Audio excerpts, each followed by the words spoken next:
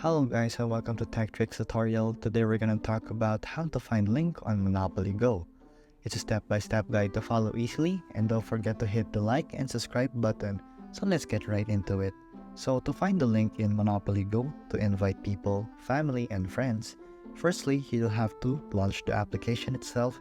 And as you can see here, I already launched the application. And right here, I'll show you how to find the link. So just head on to your bottom right corner of your screen where you will find friends. Here in friends, you will see that there's a button for contacts, Facebook and invite.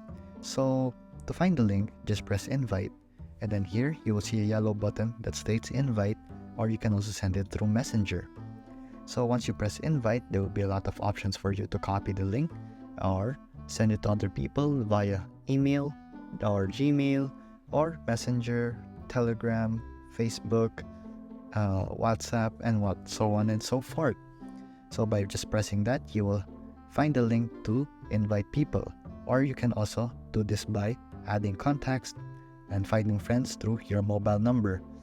But here we're trying to find the link for Monopoly Go, so basically that's just how you do it. Again, you just go to friends and then you go to invite, and then here you will see the yellow button again. And once you have done that, you can send invites to people.